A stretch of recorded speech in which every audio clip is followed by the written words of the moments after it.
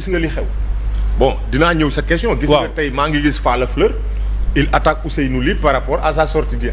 te Ousseynou Ly li mu wax man maa ngi koy ñaawlu parce que daf ko wax ba pare ñëw di jéem a defar man may interpeller mon ami Ousseynou Ly loolu tamit nekkul dignité quoi gis nga nit da ngay am dignité yow tu as dit de la présidence nit ñi dofuñu quoi. ñun kenn gënuñu. ñun ay sénégalais gënuñu muus. il a frontalement attaqué la sortie du président xawma du premier ministre qui attaqué le président de la République te loolu ñëpp a ko rafetlu tout républicain donc c'est pas les Pastefiens qui font ce Sénégal là. Pastef barki démb la xew le Sénégal existe depuis véritablement Mathusalem.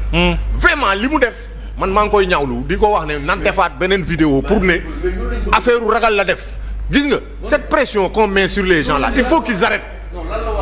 mais lan lay ragal mais lan lay ragal mooy la pression c'est-à-dire mais ce phénomène qu'ils appellent les 72 heures mais 72 heures yi mais on l'a emmerdé mais di ko saaga presque et il a reculé pourtant li mu waxoon mais position de principe la daf ne le premier ministre mais munul dem lu jéeg njaag mooy njaag mais munul dem quand même moo dédire boppam c'est son problème mais quand même ñàkkal na boppam véritablement personnalité ñàkkal na boppam fayda te delloo na boppam ginnaaw donc man nee naa la Mohamed dama fi gisoon solution gis fi jot na gis fi agenda 2050 bon tey ñu ne ñu démb ñu ne ñu projet bi aujourd'hui ñu ne ñu redressement plan de redressement donc on se perd quoi man de personnellement je me perds dans li Pastef di def ni c'est du cafouillage mooy dañu bëgg a baral rek certainement gis nañu ne dañoo bëgg a baral la naa la ne non je te dis bëgg a baral nag non c'est sérieux waaw dinañ ñëw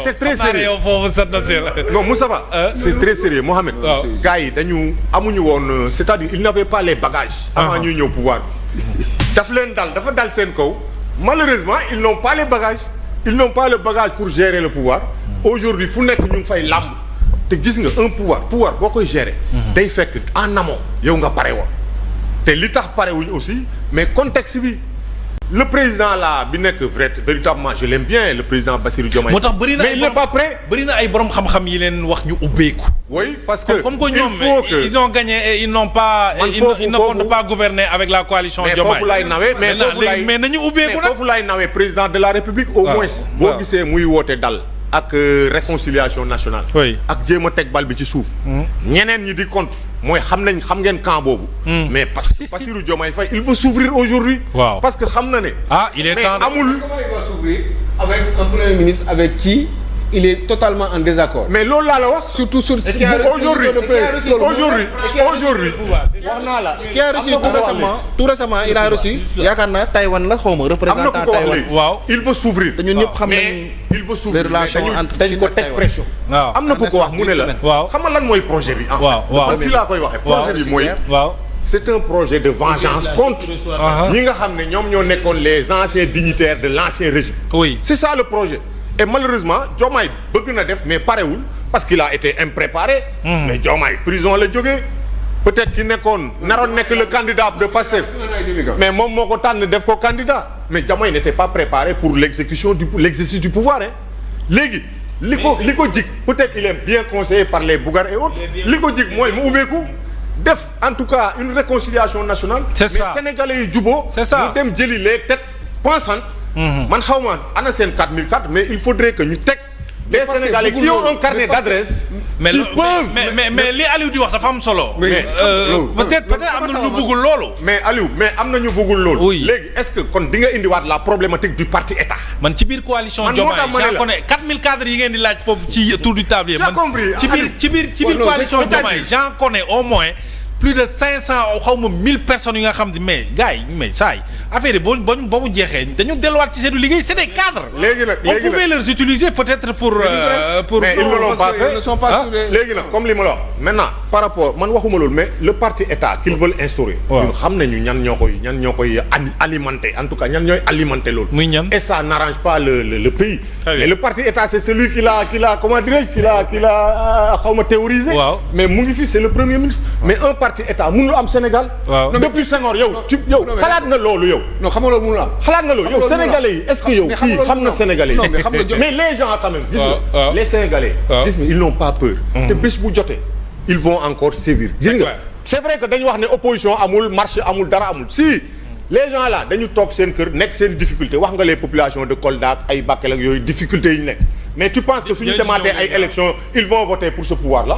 mais aujourd'hui tu me parles des difficultés là yi ñu am. c'est vrai ñoom ñoo wax ne on a caché 7 milliards de dollars de dette qui équivalent à presque 4 000 milliards de francs CFA. waaw ñoom ñoo ko aujourd'hui le FMI tout ce qui bloque le Sénégal c'est ça. oui c'est tout simplement cette problématique de la dette cachée là. Très bien. Et on en a discuté dans la coalition et c'est extrêmement dangereux. Tout à fait. Actuellement. Alors, ba pare FMI daf leen ne nañ def ay réformes structurelles pour que ñoom véritablement ñu jéem leen a yërëm tuuti sax xool parce que ñii amuñu capacité prouver cette dette là qu'ils disent cachée. Bien vrai qu'ils ont payé des capitaux. Très bien balaa ñuy ñëw ci Bougar rapidement Justin Bougar dinañ ñëw waaw. ma préciser benn affaire. xam nga tey même bu fekkente ni le président de la République mu ngi jéem def l'incarnation en tant que tel sur sa personne au niveau de la magistrature suprême gis nañ ne premier ministre day teg ay pas yoo xam ne c'est contraire te baaxul ci Sénégal xam nga sànq maa ngi koy wax Bougar maa ngi koy expliquer sànq ci plateau bi et que li nga xamante ne tey dangereux na gis nañ li nga xam ne xeex bi nga xam ne am na en Chine ak États-Unis gis déclaration yi nga xam ne ñaari états yëpp def nañ ko dama gis kii ba muy dem Amérique kële dafa dem Chine dëkk bu nekk day jàpp ne da nga koy foowee. ñu gis démb. premier ministre semaine passée dem na Chine mais démb laa ko gis au niveau de la presse ñu am benn représentant taïwanais boo xam ne dañ ko recevoir. te ñun ñëpp ñu ngi suivre la géopolitique. xam nañ ne ñaari dëkk yooyu du ñu laal. depuis loolu yàgg na depuis la révolution chinoise ba léegi. loolu Justin on a de très bons diplomates loolu ñoo ci war a liggéey. waaw moom laa lay wax ni nag moo tax mën na nag léegi l'intérêt du Sénégal tey fi nga xam ne ñun yaakaaree nañ ko fa ci ay coopération ça risque tout de basculer. bien sûr. pourquoi parce que certaines démarches sont maladroites. improductives et impopulaires. moo tax ma ne loolu noonu baaxul te liy raam si. très bien alors Bougar ci finances publiques yi le plan de redressement dévoilé lundi au moment où le FMI attend des preuves des fausses déclarations l'économie qui agonise et puis évidemment gars yi laaj xaalis 700 milliards ci hydrocarbures. En réalité le FMI attend une vérité budgétaire. Ce qu'on appelle toutes les vérités ne sont pas bonnes à dire. La conférence du Premier ministre parlant des dettes de l'État, l'argent et ceci, cette conférence ne devrait pas avoir lieu. Conférence boobu waruloon am parce que Macky mënoon naa Macky ay chiffres am di am dina ko xam nan la koy régler en tant que président bu fekkee day wàcc am na lu mu fiy bàyyi da nga koy gëstu ba xam lu taxoon mu def ko. C'est pas pour rien am na benn caar la xaw ma day gas ay kamb yu bëri ci àll bi boo ko dàqee ba jàpp ne kamb bu nga fee mu dugg ci benn bi.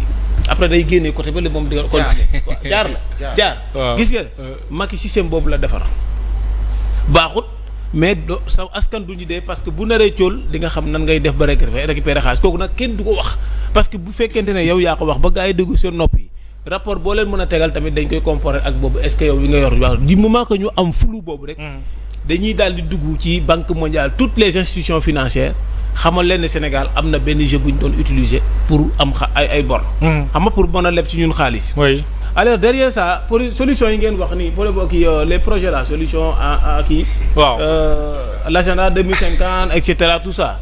xam nga kon c'est quoi le problème qu'ils ont eu c'est quoi le problème am Macky Sall a eu avec yoonu yokkute. Macky dafa dressé yoonu yokkute ñëw bëgg a imposer tubaab yi. am un problème pour intégrer ça dans la finance internationale mu reculer. dem jël Sénégal émergent parce que y a ce projet gars yi accepté woon nañ ko financer. malgré les risques. mu nekk continuité. waaw mu nekk comme ça mu liggéey mais amoon na problème léegi ñii qu'est-ce qu'on devrait faire le premier ministre devait être modeste def ndànk le projet là que Macky a lancé le PSE là il fallait faire très doucement parce que déjà le PSE était dans l'environnement de la finance donc il fallait faire doucement def ay audition daal di dérouler quitte à ce que nga tuddee ko PSE bis wala PSE patriote ainsi de suite après mënoon nga jaar foofu pour am ay finance mais bu bëggee bàyyi PSE bi amel leen xaalis créewaat ay yeneen projet dem environnement bi du ñu nangu loolu. ça veut dire que doo am xaalis. c'est ça beneen bi mooy.